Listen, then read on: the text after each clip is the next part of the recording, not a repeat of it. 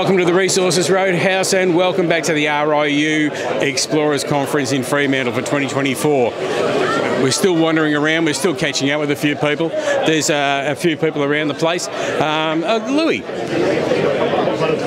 Louis, Schumann. Yeah, good. How are you? Oh, good, thank you. That's the way. I haven't had a chance to wander past and have a chat just as yet. But Hastings Technology Metals, you've got quite a bit going on. Oh, yes, we are. We're really busy. Obviously, the company's been around for 10 years, looking at rare earths and specifically NdPr, which is obviously what's required to actually make batteries.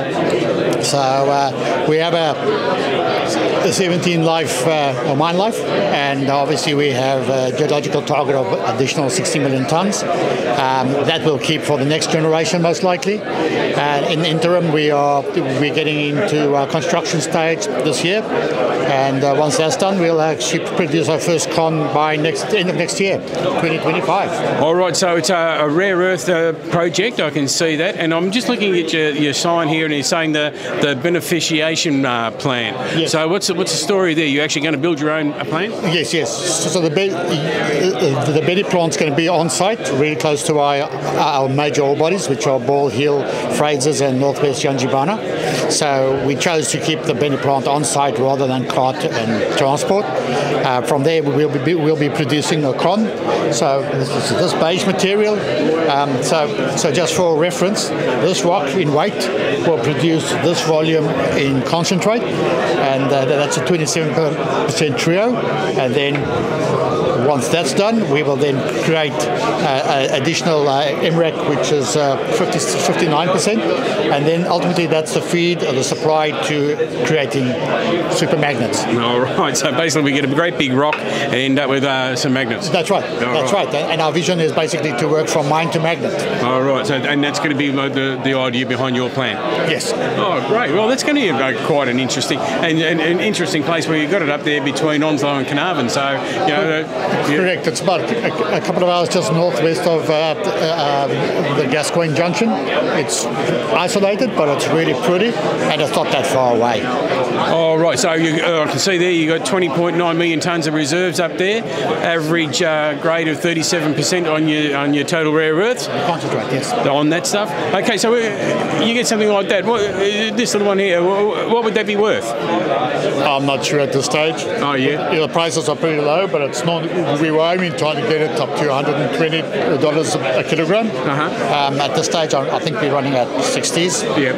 But we're not really bothered by fluctuations in the rock at this stage. As I said, we have the longevity of being around for 10 years, and our mission and our view is to actually build the Benny plant, open the mine, produce the concentrate, and it will always be required for batteries. Yeah. So we're in a good shape, we're in a good market, and we've got a good future. All right. Well, great to catch up. Okay. Yeah. All right. Good to see you. How's the conference been? Pretty good. Yeah. Amazing to be back in the wild academic and business arena. I've been here for a long time, basically. Always been in Africa, but this is astounding, and it's a great vibe. Oh, great. All right. As I said before, great to see you, and let's catch up again soon. Thanks, buddy. Thank you. Cheers. Right. We'll keep on going. Now we're just having a wander around. We're going to have a talk to Nicholas, if he's ready. Yeah, he is. I love these spur of the moment interviews that I lined up before we went around. But anyway, so Nicholas here, good to see you. All right, let's talk about future battery metals. Let's talk about what it is that you what are you doing? Yeah, sure. Thanks for the interview and the sort of side chat. Future Battery Minerals is a battery mineral focused business, as is the name, but our primary focus is our lithium assets. So we've got the Kangaroo Hills spodumene LCT project here in WA in the goldfields, and then a Nevada asset that's a clay-based sedimentary lithium project. But our primary flagship asset is our Kangaroo Hills asset here. All right, so having the two projects, okay, you got one in WA and you got one in Nevada. Does that sort of like cover a couple of different bases, different customer base or something like that? The primary focus of why we did it is they were both tier 1 jurisdictions, and at the time they were explorational projects, so we didn't know what we had there. Luckily, we were able to find major discoveries on both, so much so that we'll be coming out with resources on both this year. So pretty encouraging there, but in particular, Kangaroo Hills, what we saw is that the particular spodumene-bearing pegmatites we're seeing there and the growth opportunity there is something that we really want to focus on. But I think the Nevada asset has a certain place in the market, particularly as our peers in the area all have resources and are moving into development. So there's something quite strategic there, but for the company and particularly our skill set and where we think the biggest return on shareholder capital is, it's here in WA. All right, so having the two projects like that, does that sort of give you a double-edged shareholder base? Do you have a shareholder base in Australia, another one in North America? Are you attracting all these different sorts? No, actually. Look, predominantly everyone's really sort of invested and focused on our WA asset, so they're kind of getting the Nevada value as a bit of a free carry. There's not much placed on that currently, and that's probably the main reason why we decided to get it to a resource stage, which is coming out this quarter, to really put it on the map in terms of lithium clay projects and then work out how to value that and then what we do with that asset moving forward. But it's safe to say most of our investors are focused on the prospectivity here at Kangaroo Hills. Yeah, well, WA lithium they're sort of going hand in hand at the moment, so that's a nice place to be. So you're saying we expect a resource up from WA project in the not too distant future. Yep. Any other news that we can expect? Yeah, so look, our sort of strategy as a management team is about, one, capturing the upside of our project, but also de-risking it at the same time. So the upside of the project is really the drilling we've done today. We've proven there's a lithium asset there, it's a discovery.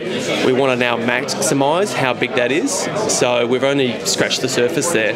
But that's the plan for this year, is quite a systematic, methodical drill program to really prove up the extension of our main pegmatite, Big Red, but also a number of targets there that we know have potential to be mineralised, to then drill them and test them to see really how big this project can be and put on the map there.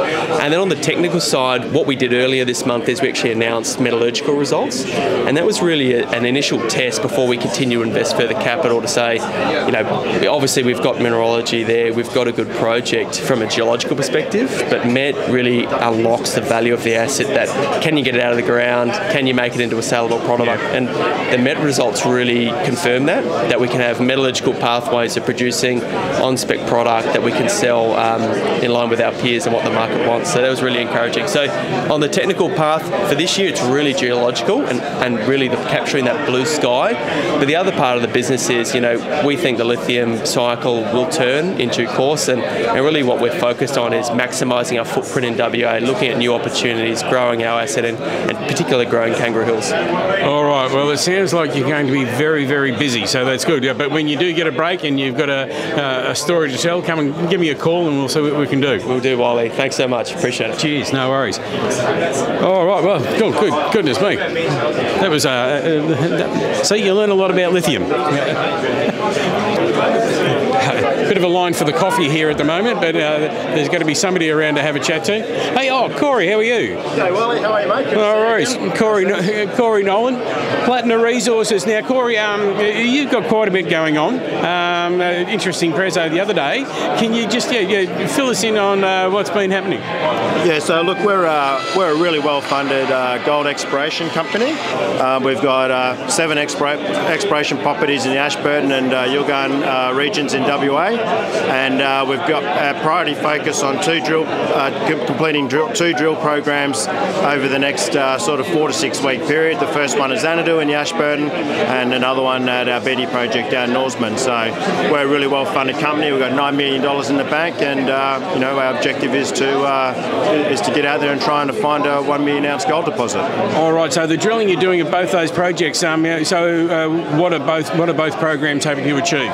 Yeah. So look, at Xanadu, we're going to do about 3,000 metres of RC drilling. We're looking to get a better understanding of all of the mineralised structures that we have at our Xanadu project, and we also have a number of deep geophysical targets that have been derived from magnetics and IP. So we're going to put 3 deep holes into those, and then at our Beatty project, we're initially going to be doing an air core program. It's a tenement-wide program.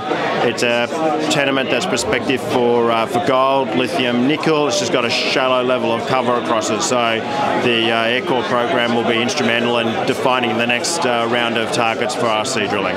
All right, well, you're obviously in the right area if you want to start searching for these sorts of things. And how advanced are the projects? Are these the first, second, third round of drilling? Have you got any resource there yet, or is this what it's building towards? Yeah, look, so at Beatty there's no resource, so this will be the first ever drill program across the property. And at our Xanadu project, there's been a lot of drilling at Xanadu before. It's a really large property. We've got about 500 square kilometres there.